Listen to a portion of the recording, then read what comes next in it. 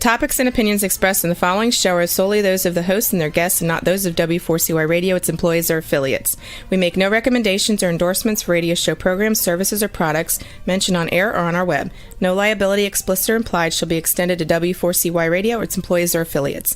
Any questions or comments should be directed to those show hosts. Thank you for choosing W4CY Radio.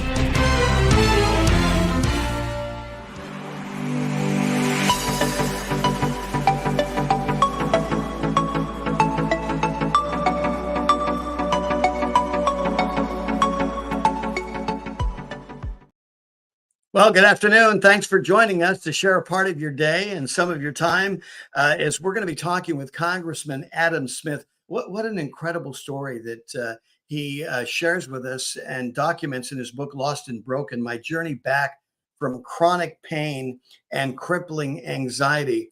You might be able to relate to this. I mean, for him, it was an early morning of April of 2016. He wakes up and seriously considers the possibility that he might never be able to get out of bed.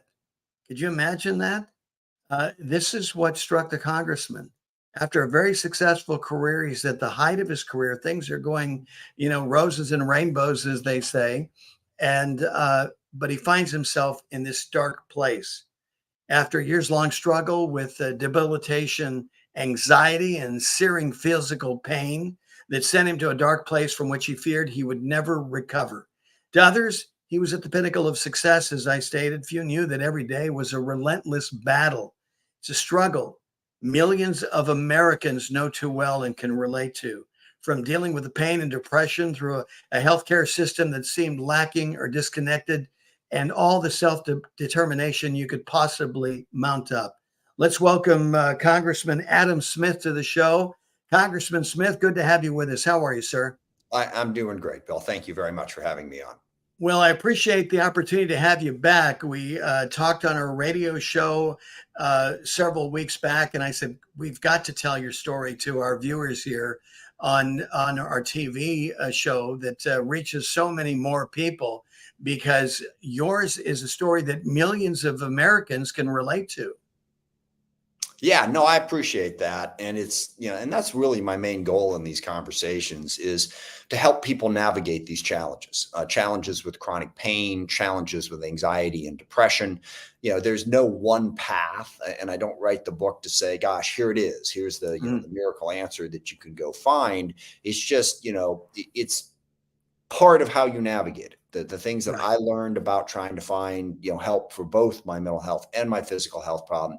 I think telling that story can help people. And one of the biggest ways is just being honest about it. Because I think a lot of people struggle with these things, but then they struggle with, well, how do I tell people? And they try to keep it to themselves, and they don't get the help they need. Well, here you are. I mean, you are in a noted position. You are a public person. You're an elected official. And you have to maintain a certain, presentation and image. I mean, we're seeing this right now before our eyes. I mean, you've got, the minority leader of the Senate freezing up. We've got people who look like they're dealing with some ailments within our bureaucracy. But, whether it's the bureaucracy, whether it's at the workplace, whether it's at home, I mean, the one thing that happened to you is equal opportunity. Whether you're Republican or Democrat, it doesn't matter. All of humanity is subject to, these kind of challenges, right? Yeah, well, that's one big point I want to make. There are certainly unique aspects to my story, given that I'm, an elected representative, a member of Congress. But what I really try to emphasize in the book, I mean, no matter who you are, you have responsibilities in your life. You have an idea of who you are. You have relationships, family, friends, your job. And when you get hit with something like this, all of that is challenged. And no matter what, where you're at in any of that, I think it's a pretty equal opportunity thing that you really struggle to figure out, how do I deal with it while at the same time maintaining the life that I want? Exactly. It is an incredibly disorienting experience. Well, it is all encompassing and emptying. I imagine through this process, you discovered parts of your character and maybe your own soul that you didn't know about before. No, absolutely. I mean, when I get to the end of this and I start the book out as you describe, it's sort of my lowest point in 2016, and then explain how I got there, go back through, about a bout of depression, a couple bouts of anxiety, the surgeries I went through. But, by the end of it, the way I describe it is I understand my mind and my body and who I am better than I ever have. Yeah. And in doing that, it just makes life, well, so much better, so much more enjoyable. And there is so much less pain in it once you have that understanding of who you truly are. Was that the essence of your Constitution, even growing up, that you were always that way, that if anything happened, you would search for the root of the problem? Yeah, I think there were, several aspects to sort of my core personality. Obviously, growing up, one of them was massive insecurity and fear. Mm, And that was part of the root of what I had to get at to understand my anxiety. But right. then also, yeah, I was always very determined for whatever reason.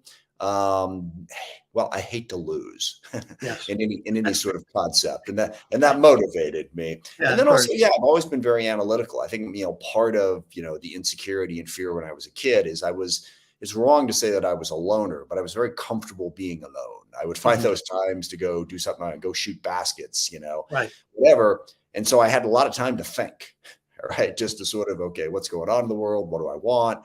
So yeah, that desire to be analytical about things did help me as I was trying to navigate through the difficult challenges I faced.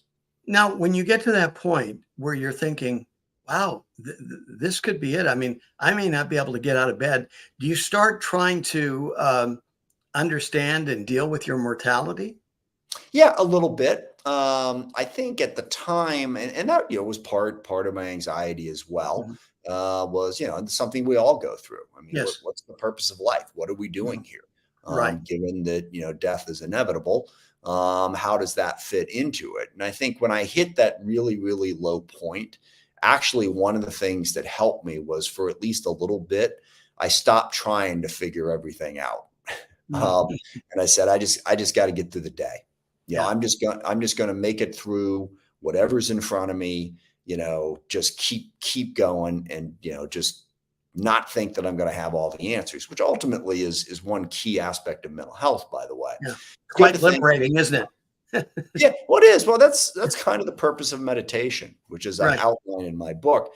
I Mhm. struggled with, because when the anxiety was hitting, it's like, well, meditation, that's what you're supposed to do, calm your brain down and everything. But it took me a long time to truly understand what that meant.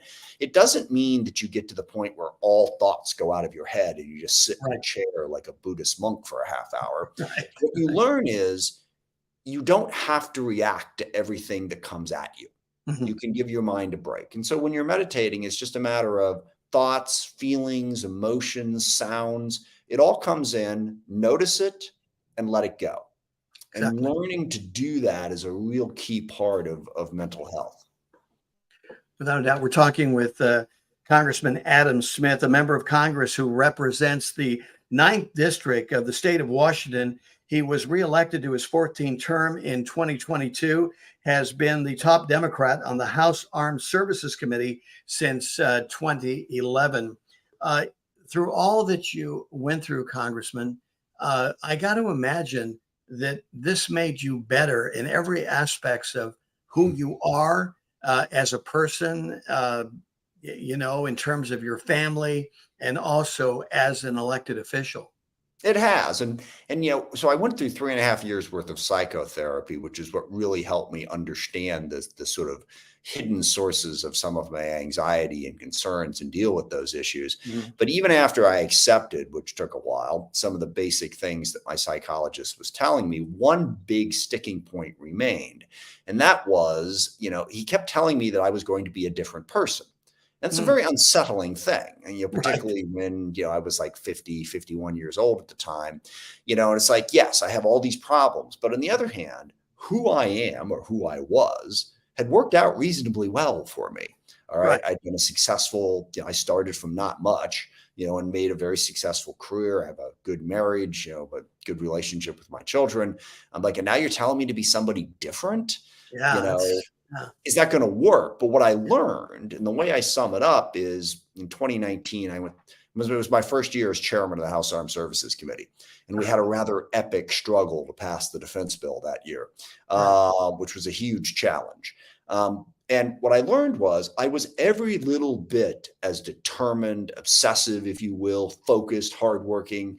But having gone through that therapy and understand myself better, what I did was, as I say, I did it all the same, except without the anger and self-flagellation. I didn't get angry as much, and I didn't beat myself up. And that it doesn't make you less of a person. It just gives you greater peace while you're doing what you're doing. So you can be a different person and still maintain who you are. And I got to imagine it strengthens you. Yes, absolutely. Yeah. Right. And again, that's, this is personal strength, inner strength that we're talking about. It's not necessarily a strength that's just going to overpower somebody, but, to be about your work and about your responsibilities. And as you said, to have a sense of peace, how much is that worth? No, it's incredible. No, it's just, and I'll tell you, I outlined this in the book. It's like banging your head against the wall. It feels so good when you stop. All right. Just once I got through this whole thing, there was a level of joy that I hadn't really experienced previously in life. How did your family respond to this, Congressman? It was very difficult. I mean, it was really hard. I mean, I had my first bout of really difficult anxiety when my children were 4 and 1. Now that only lasted for about 5 months or so. But when it came back in 2013, it was a 6-year struggle. And so, and my kids at that point, when it started, were 13 and 10. Really active age. And then when my physical stuff started, my son's a big soccer player. I used to go play soccer with him. I couldn't do it. I couldn't get out there. It was really hard on them. But we stuck together and got through it, but I'm not going to sugarcoat it. It was really difficult for my family. Exactly.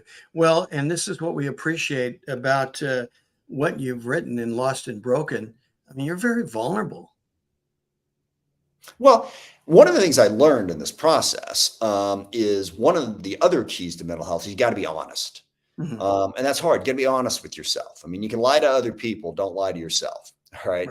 About what in your life is making you upset. What are you happy about? What aren't you happy about? What in your past still bugs you one way or the other? You really have to be open and honest, lay it all out there, and then you can deal with it mentally and get through it.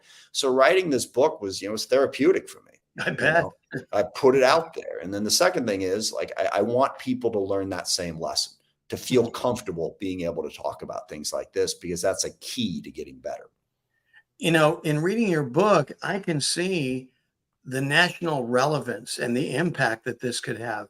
I know you did this for yourself and for your family, but I think that what we may find out down the road is the things that you've experienced, and as your leadership continues to be demonstrated as an elected official out of the state of Washington, is that this is going to be a true blessing, for the crucible that you went through.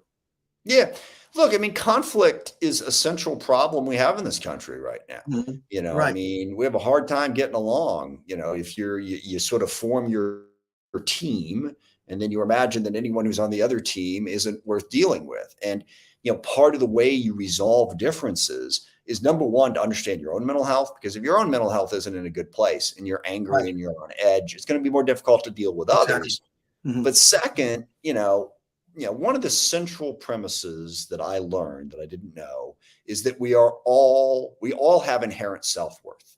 Okay. It's kind of the Buddhist principle. We are all worthy of love is the phrase, which I didn't believe, which is long and complicated to explain. But once you accept that, once you understand that you're not measured by your deeds, what you do or don't do, that there is a core sense of worth that you have no matter what. All right. Exactly. And that doesn't mean that what you do in life doesn't matter. It does. But it doesn't threaten your basic core existence. Once you've accepted that for yourself, and one of the big steps for me was, all right, if I'm accepting that for me, I've got to accept that for everybody else as well. Exactly. Right? Exactly. Yes. And that, when you take that step, I mean, as you know, politics has been pretty tough here recently. All Right. right. But, and I'm not going to name names here, but think of, from a Democrat's perspective, the most awful Republican out there in the world. They've got as much self-worth as I do. Exactly. Okay. And if you approach everyone with that feeling, with that baseline respect, we will get along better as a society and solve a lot more of the problems that we're facing. Yeah, if we focus on the things that we can agree on, my son shared something with me this past week that I thought was really profound here, Adam, and that is that he said that God told him to love his enemies, so he decided to obey God and start loving himself. Yeah, and that's so spot on. That's I mean, and I said, yeah. wow, where did you get this from? I mean, this is one for the ages. I mean, this is exactly, and I think this would be quite the remedy, for our culture. I mean, politics is being what it is. I mean, it's unfortunately, it's reduced itself to become, more pugilistic, which is, you talk about a waste of energy. And I think that, if there was some sort of way to get everybody together, say, okay, why are we in this? What are we in this for? The things that we can agree on, the first principles of, for lack of a better word, making America work for all people, and for all the resources that we have. Just like you said, the realization that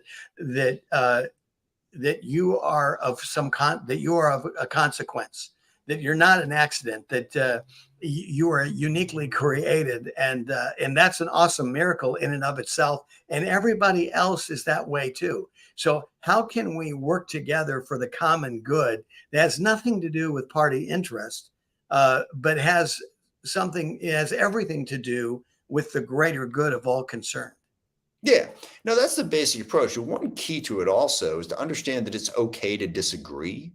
And a lot of times, you've got these people who aren't really involved in politics. Sorry, they aren't involved in governing politics. If you have a pulse, you are involved in politics. If you encounter any other human being, you're involved, because politics is how you try to get along with people. But on the government side, there tends to be this, why can't they all just get along? I don't understand all the bickering and all the arguing. It's so silly. It's like, no, it's not silly. We're talking about really significant disagreements. The issue isn't, let's not pretend like there's nothing to disagree about.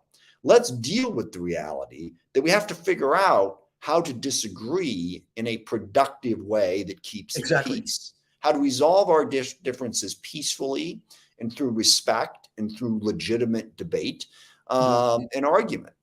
So that's what I think would really help us deal with the challenges we face politically as a country.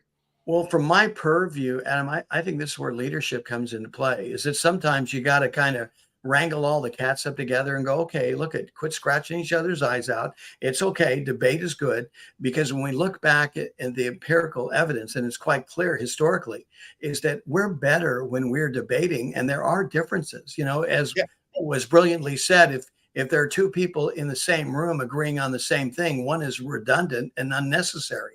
We need to have that conflict, because when we have that conflict and we come to a solution that is, is more representative of both sides, everybody wins as a result. And that's been my observation. Am I off on that? No, I mean, one of the big things that I worry about, is I think what we need to do is you need to seek out opinions that disagree with you. And I do. When I'm scrolling through Real Clear Politics or whatever, just looking at stories, if there's a story up there that makes a provocative statement that I don't agree with, I'm clicking on it. I want to know, and part of it is, yes, I want to learn, maybe I'm missing something. Part of it is, to be honest, I believe in what I'm doing. I want to hear what the other argument is so I can counter it better. Right. But now what we seem to do is we scroll through and we just look for the stuff that reinforces what we already believe. And honestly, I think a lot of the reason we do that is because of baseline mental health. We have insecurities that we can't deal with. We are too insecure in our core of who we are, that we talked about a moment ago, that we need that constant reaffirmation. Whereas if you're secure, you're like, someone disagrees with me, that's fine. Heck, if I turn out to be wrong, that's fine. I'll learn, I'll grow. But I think we're so no, if I'm wrong, that challenges my fundamental idea of myself. It shouldn't. Exactly. I got to tell you, one of the life-changing experiences for me was when I was studying Hewlett Packard. And I came from a business world, even though in broadcasting, but I was very involved with business, is that you weren't allowed to make a mistake. I mean, it was like anathema. I mean, it was all of, short of being publicly scourged, beaten, and fired, you couldn't make a mistake. And I was so relieved and excited to appreciate the culture that Hewlett Packard had established in their organization. And that was that they celebrated mistakes because that's when you learn. And I thought about that and it was really life changing for me. It really altered my perspective dramatically in seeing how an organization like Hewlett Packard could embrace mistakes and grow as a result of that. Yeah, no, and I think that's the culture that you have to build. Now you do it in a supportive way. Right. We're going to get better. We're going to figure this out. Mhm.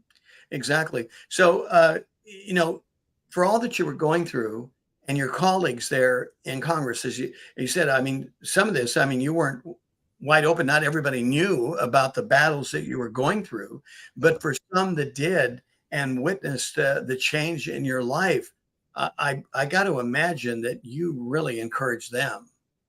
Yeah, well, actually, it's funny. I tell the story in the book. Michael Turner is a member of Congress from Ohio. Mhm. We've been on the armed services together for his entire 20 years, Oh, and we battled from time to time. right. And I was in the middle of all this, I don't know, 2018, 2017. I was waiting by an elevator when he walked up and he said, Adam, I just got to tell you, I really admire you. And I looked at him like, okay. He said, no, everyone can see how much pain you're in Mm, and you keep doing the job every day. So yes, I think that there was that connection with my colleagues. And I also want to say, I had an incredible support system. And I think mm, that's one important thing in all of this. A lot of people think in terms of, well, you're a member of Congress, you have access to everything. That's not actually entirely true. I don't mm, have that much money, A. B, our healthcare is okay. It's not great. But what I did have, I had a lot of people around me who supported me. mhm. On the Armed Services Committee, my staff, my family, my friends, that really helped. I could not have gotten through this without that support. I want you to expand on that a little bit more, Adam, because that is one of the things that we hear repeatedly for people who can relate to the story and a network of family, friends, colleagues. How important that served in the healing process for them. Yeah, well, and I'll tell you, it's one of the big challenges we have in society right now, Mm, as we've sort of broken down some of the traditional communities that people would have. mhm. I mean, people don't go to church as much. They don't belong to churches. They don't have that community. A lot of the service clubs that were such a big part of, growing Exactly. up, the Elks Club or whatever, where you'd go and you'd have this sense of community. We've sort of spread out and we don't have that same connection. Even families are more Mhm. spread apart. It's now more the norm that if you have children, they wind up living someplace quite a ways away from you. So I think figuring out how do we rebuild those connections, so that when people do struggle, they have some basic support system around them. And I know a lot of people have written about this. I think, was it David Brooks? Someone wrote a book called Bowling Alone. I think it might have Mhm. been Yeah. David Brooks. It could have been somebody else.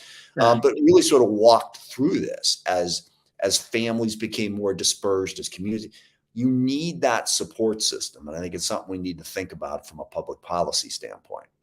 Well, and even as a personal, decision and choice, and I think that this is one of the things more and more our country is realizing is the importance of family.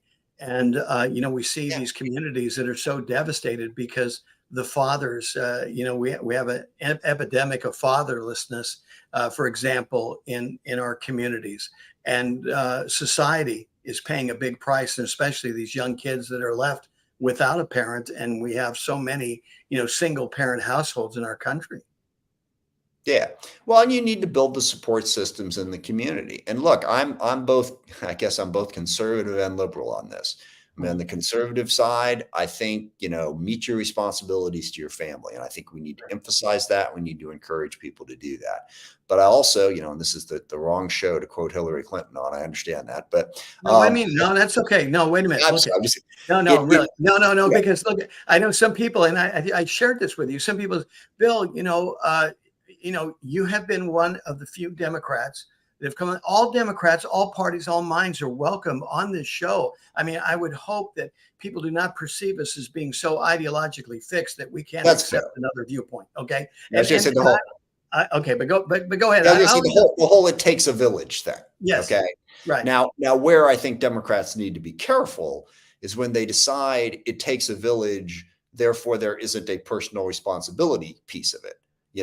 The village is going to be responsible. I'm not going to be responsible. I can do what I want. No, it's both. Okay. You need, neighbors and community members and also folks who are going to help out families, but you also need as a cornerstone, a very strong family where you meet your responsibilities to each other. See, and I think we need to reinforce that right now, just like you said. One of the things we talk about on our show is returning to first principles, returning to those things that worked.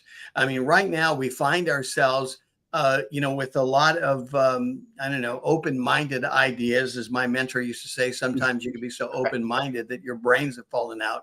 But I believe in the human experience that learns and defines their preference based on, defying the law of gravity, for example. You can defy, the law of gravity is still there, and you can defy certain things, and you can blow up the family and then complain that the institution is not working as it should. But you have to remember, here you are, you're the one that's holding the matches and the dynamite stick. Okay, so let's be a part of the solution. Let's get back to first principles and realize what a key and important building block to our society the family unit is, right? Yeah, no, and I think that's one of the political problems that we have, and this is true on both the left and the right, where you go looking for those big solutions. I'm going to fundamentally rework human existence to, there's challenges, but there's also some baselines in terms of how we should treat each other and how we should organize a community. And I think part of the problem is it's hard work. Okay. None of what we're talking about here is just going to come easy.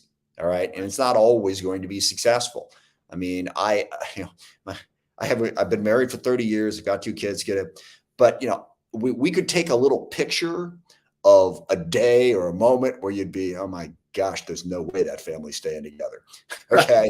I think, and this is part of the problem we have with Facebook and Instagram. Oh, here we are, on the beach and the family, everything. No one takes a picture, as I like to say, when your 1-year-old's throwing up at 2:00 in the morning and you're sleeping and you and your wife are arguing over who's supposed to get up and deal with it. Okay. Exactly. No one's putting that on Instagram.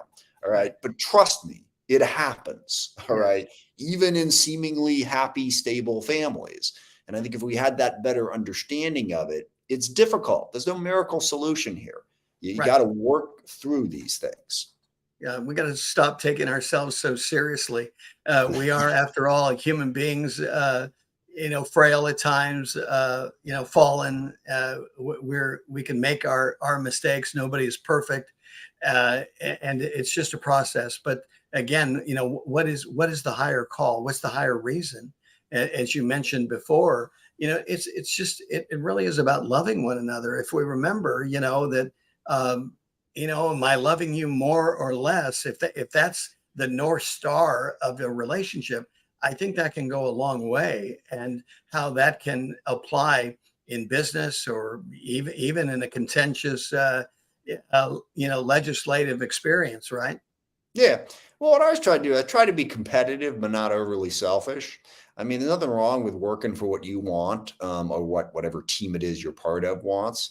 Mm-hmm. But while you're doing that, always understand that you're part of the larger humanity.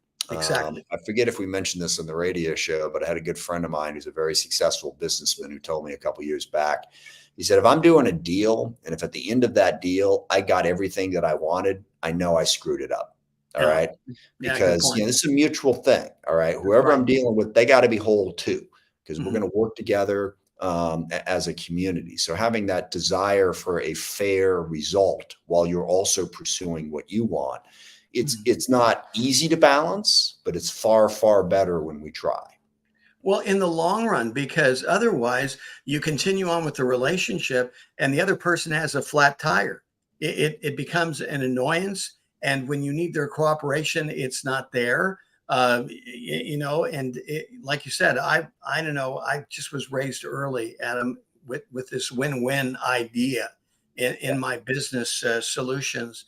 And I have found experientially when it's win-win, just like your buddy said, is that, if you get everything and if it's at the expense of the other person, that's not good. Yeah. It's not sustainable. So Right. Exactly. So here we are in this contentious, as you described, political environment that we're in.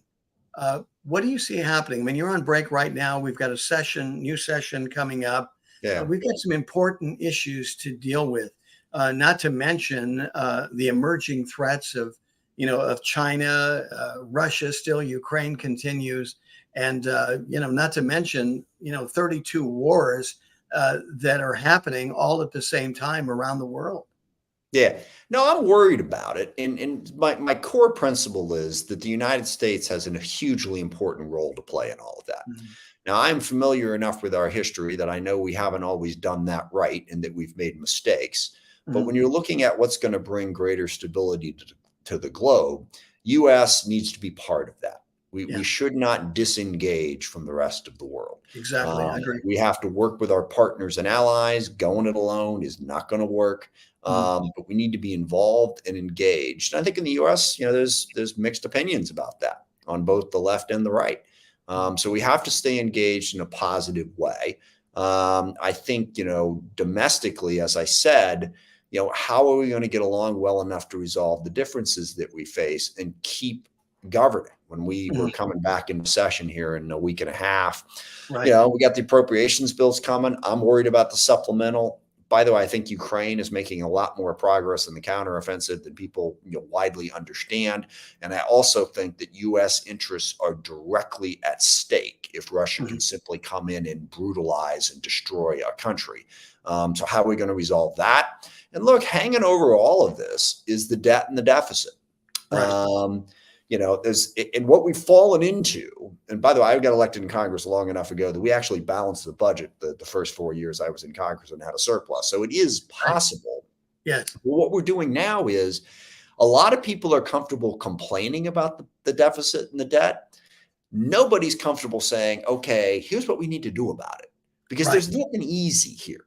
Right. You raise taxes or you cut spending. People don't like their taxes raised and they don't like their spending cut. So they're going to be difficult decisions trying to figure this out. What I fear now is that we're just going to paralyze our government. We're not actually going to deal with the deficit, but we're not going to be able to make a decision. So things get shut down and we don't fund the government. And from a DOD perspective, Department of Defense, it's devastating. Right. If we can't pass the appropriations bills, it's really going to undermine our national security. Well, like all issues of management, the onus is on it's on the team. You got to make this work. Like you said, some of these things are difficult, but like John F. Kennedy said, hey, look, we choose to go to the moon, not because it's easy, but because it's hard. Democracy is hard. There's no doubt about it. But, along the way, one of the things that I think is lacking, Adam, is that, it's okay if we mess up. If we mess up, it's okay to tell the people, look, we messed up. Here's what we learned. For example, with all that we went through, and I just want to touch on this lightly. For example, with the pandemic, let's just be vulnerable. Let's be honest about it. What did we get right? What did we get wrong? Don't put out a narrative that is unbelievable to people and that is in conflict with their direct experience. Yeah, two big points in what you just said. Number one, on the pandemic and elsewhere, we're driven by ideology instead of practical common sense problem solving. Amen. Practical common sense problem solving is what's going to get you there, not thinking that you have some 10-point plan that's going to solve the world's problems. You have to react to the circumstances in front of you. And then the second thing when you were talking that I was thinking about was the idea of developing resiliency. Yeah, as you said, we're going to fail. We have to learn and go through that. And on the mental health side, I talk a lot in my book about the stigma surrounding mental health, Right. and we've started to have a broader conversation about that. And I think it's really good to remove that stigma. But the second thing that we have to do with mental health is understand that we're not just identifying a problem so we can stare at it. We're identifying a problem so that we can build resiliency. And that's what I worry about. It's like one of my outlooks when I first had this mental health problem. One of the reasons I didn't want to address it was because I was like, but no one can do anything about that. Yeah. I mean, psychiatrists don't cure people. What are you talking about? That's not true, actually. You can build resiliency. So the mission here isn't just, okay, identify your mental health problem so that you understand why your life sucks. No, identify your mental health problem so then you can learn to be more resilient, that you can deal with more. One of the best quotes a psychologist ever gave me on this, it's not the amount of stress in your life, it's how you process it. At the time she said that to me, I was like, are you kidding me? But she's right. You can learn to better process these things. And so we need to teach resiliency. No, it's a good point. And especially where we are right now. I mean, we're at an all-time high with homelessness and mental issues. Drug abuse. Adam, I go back and drug abuse. I mean, I go back to where I was born and raised and where, much of my broadcasting career emanated from in Los Angeles, California. And I go there on the 101 freeway and I'm seeing people, living in tents on the overpasses of the freeway. It is, I think over 70,000 people just in Los Angeles alone. And running the whole gamut, like you say, and the drug addiction is just exacerbating the problem all the more. You're seeing it there in Washington. It is heartbreaking. But if we don't start to do something about it now, I mean, like you said, we've kind of ignored it. And we're dealing with 70,000 people right now in Los Angeles. How much longer is it going to take before it's 100,000? Yeah, no, these are the definitive problems that we face. I mean, I sum up, my job and what I'm most working on, three broad areas. One is what I said about, what's going on in the world, what positive role can the U.S. play in dealing with some of the challenges that are coming, and they're there. Two is the basic governance of the country that I talked about earlier. How do we, work through our differences well enough to continue to function as a democracy that can resolve its differences, even though they are intense, you can resolve them peacefully. I always, I'm fond of the quote, politics is a substitute for violence. And what that means is politics is the way we resolve our differences. And if politics doesn't resolve our difference, then violence is what does. And then the third piece is locally, is what you've talked about, is the behavioral health, homelessness, crime, affordable housing at the top of that. We need to better govern, particularly in major urban, suburban areas, major problems in all those issues that we need to address. Going back to session here, we are in a bit of a political quagmire. I mean, we've got a former president who has been indicted, and we've got the potential of an impeachment inquiry taking place. I mean, you're going to have your hands full, going back to Congress, Adam. Yeah. Well, and as with all things in life, I take the same approach to this that I said I took to, when I was at my lowest point with my mental and physical health issue. Take the next step, try to keep things going, get the basics right. I liked what you were saying earlier about, you don't need to look for the complex. And I always put it that the shortest distance between 2 points is a straight line. Exactly. So just work on what you can work on. So one of the things I work on is, trying to, maintain bipartisan relationships, certainly on the Armed Services Committee. Mike Rogers is the chairman of the committee from Alabama. Mike and I are really good friends. We work very well together.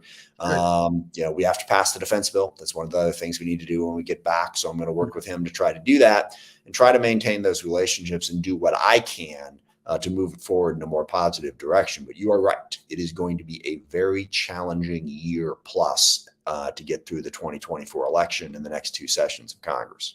Well, and like you said earlier, I mean, we have to, again, get back to first principles, realize what we're united for and what our focus should be. Yes, we've got some of these tough issues politically that are taking place, but I hope to God, Mike, and I got to tell you, people in our audience, what they share with me is that we do not sacrifice the good, at the expense of these issues that they will pass. I'm confident. I'm confident in the American people that we can come together and be united. I mean, we've got, look at the foundation of this country. We have founding documents that are just unbelievable. They're superior over any other document of any other country. 247 years of excellence, not perfection, because we're striving for it still, but that doesn't stop us, from striving for it. And that's what I love. I mean, here this past week, we celebrated, the 60th anniversary of Martin Luther King's I've Got a Dream speech. That still echoes, I believe, and I still hold to that. Yeah. But what I believe about our country is, obviously we were founded on the principle of, all men are created equal and all these other basic principles. And then you look at it, the principle that people should have a say in how they're governed. At the time we were founded, what that meant was white male property owners. Okay. Those were the ones who had a vote. But we've built up from there. Okay. Oh, yeah. And that's the thing, the journey towards a more equal, fair, just society is a journey that never ends. Mm-hmm. There's no such thing as the perfectly fair way to handle everything, but we set up a system so that we can always be working towards it and getting to that point. And I hope we maintain our belief in that system. I came up with a quote about a year ago at a hearing. That when I was chairman, there were some issues coming up where the committee was going to vote against what I wanted. And people asked me, well, what are you going to do about it? And I said, well, I'm going to lose is what I'm going to do about it. Okay. I'm going to vote and it's going to move, and we're going to move forward. Short answer. Yeah, right. I'm not going to bring down the whole bill because of this. And what I said was, I believe in democracy more than I believe in my own opinion. Okay. I have my opinion. I'm going to run it out there. I'm going to make the arguments. We'll have the vote and then we'll see. And then we'll move on. And I think we got to remember that democracy doesn't mean that you get your way all the time. It means that there is a fair system set up so that you can be heard. We have a reasonably fair way of resolving it. And then we move on to the next debate. Exactly. Can we have a moment where we celebrate and say, 247 years, it hasn't been perfect, but boy, we, just talking about slavery, talking about, if you look at it through one lens and you say, okay, there was, a lot of white people, as you put it, that, controlled it. I think it was a little bit maybe broader than that. I mean, I'm not sure what white is because you had so many immigrants involved in the early founding of this country. But that aside, fair. I think that we've failed to celebrate these moments of how far we've come, just even from 60 years ago with Martin Luther King's expression and his great speech of "I have a dream." Yeah, no, we've come a long way, and I think this is one of the issues that is it's certainly the most divisive issue right now in the Armed Services Committee is how do we deal with the whole diversity, equity, and inclusion thing? And look, I am very sympathetic to the right-wing argument that people have taken that way too far and moved it in a different direction. But I am unsympathetic to the idea that it's an issue that we just don't have to deal with, that racism isn't a problem. No, we're working towards this. And let me just say one other thing about, the founding of our country. We also need to remember that when our country was founded, nowhere in the world was there a place that really, truly had a representative democracy. I mean, you had places like England, but the king was still running things. You had a parliament. But so what we did at that time, I was in Greece about a year ago and went up to the Parthenon and they talked about the origins of democracy, several thousand years ago. Right. But it all kind of fell apart. By the time we got to 1776, there just weren't that many governments in the world, arguably any governments, that gave the people a say in how they were governed. Exactly. We were trying to start the whole thing back up again. And we did. Right. And we should be proud of that.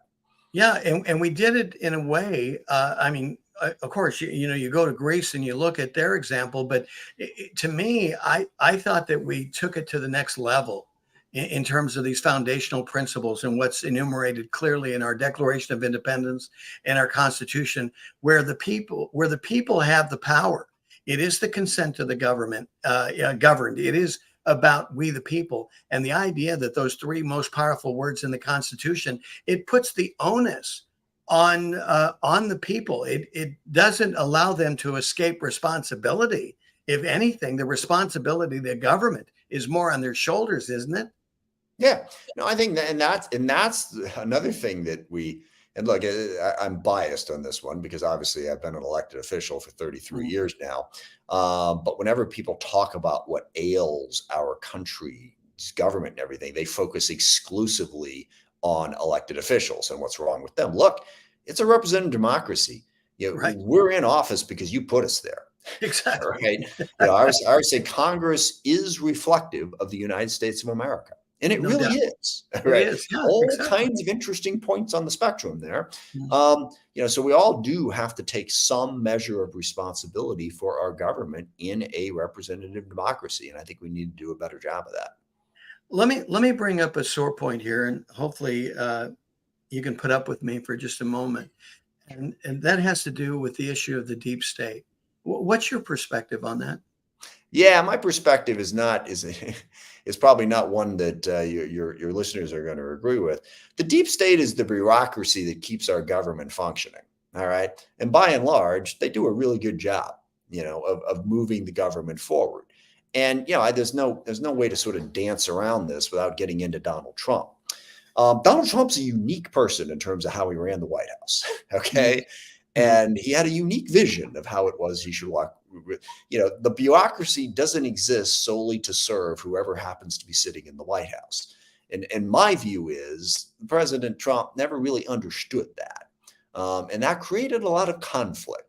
But the notion that there's some sort of bureaucracy that's undermining everything, I don't agree with. I mean, I think they're set up to try to make sure that our government functions and all the different departments, that we are, in fact, a nation of laws, not of individuals. Right. Now, they've made decisions that I didn't agree with, on one side or another. But again, that's the nature of a democratic system of government. You don't always get what you want. Yeah, but the deep state isn't on its own. I mean, if we're a representative government, they shouldn't be making any decisions apart from the legislative branch, should they? Well, see, that's not true in the following sense. Okay. We make the laws, we set them up, but it's not like we're passing off some oracle that says, okay, when this comes up, this is the decision you have to make. All right. We offer the parameters, the Justice Department. Okay. We say this is illegal. All right. If somebody does this, but okay, what exactly happened in that case? Is the United States Congress going to come trotting on down to the courthouse and go, well, I don't think that witness is telling the truth, so I don't really think you should bring those charges. Inherent in any system of government is individuals are going to have to implement the laws and make decisions. All right. And they don't have perfect knowledge when they're making those decisions. They have to interpret them. And whether, again, Justice Department, hell, the Ag Department, who qualifies for this subsidy? Well, the law says this, but you know what? This is a slightly different situation. So people in a bureaucracy, whether you're talking city, state, county, federal, they are going to have to interpret stuff that comes forward to them and make decisions. Now, it is absolutely true, and I've dealt with bureaucrats again for 33 years now. There are some who are more ideological than others, who are trying to push their agenda instead of the law, even within that leeway that I said. But that happens on the left, it happens on the right. But if we're setting up a system, look, the only alternative to that is fascism. Okay. The alternative where, okay, he's the person in charge. He's making everything. Yeah, exactly. Right? I say he, but whoever. Yes, right. You have to empower people to make these decisions and understand sometimes they're going to make a decision you don't agree with. Then we argue about it. I think it's good that we argue about it. We should argue, okay, should Donald Trump be on trial for, having classified documents in his bathroom? All right. There's a whole bunch of different things we can talk about there, and we should. Yeah. But a Justice Department person has to make a decision. And that decision is not, written in the stars somewhere. It depends on facts and opinions and interpretations. Yeah. Amen. Well, That's a whole nother session. Yes, And I look yes. forward to continuing this conversation with you. It's Yeah, been, look, I'm happy to come on anytime. I know the book is sort of you're like, awesome. I mean, yeah, this is great. And maybe it'll open the door and people go, hey, Bill Martinez, yes, he's conservative, but he can listen to us and give us a forum in which we can talk, because, our audience wants to understand this. Our viewers need to hear the other side. And this is critical. As we wrap things up, Congressman, again, the book, My Journey Back from Chronic Pain and Crippling Anxiety, Lost and Broken. I'm going to let you summarize it for, about 30 seconds, and how people can get their hands on your book, if you would. Sure. Yeah, no, it's the story of my battle with, I had chronic pain and I had a mental health problem. Sort of, it starts in the middle when I was at my lowest point, explains how I got there, and then crucially explains how I got out of it. And the big message of my book is help exists. If Amen. you're suffering from anxiety, depression, chronic pain, there are pathways available for you to get better. Book's pretty straightforward. It is available on Amazon. You can find it there. I hope you'll check it out, and I hope it helps you or someone in your life dealing with these challenges. Well, Congressman Adam Smith, I cannot thank you enough. Congratulations on the book. Congressman represents the 9th District of the state of Washington. Again, Adam, thank you for being with us. Appreciate it. Well, thanks, Bill. It was a great conversation. I appreciate the You got chance. it. For more information and to be a part of this mighty Martinez movement to return to God and to save our country, go to BillMartinezShow.com. May God bless you and keep you. Make his face shine upon you. May he be gracious unto you and give you peace. Go and be blessed to be a blessing. Thanks for being with us. Take care.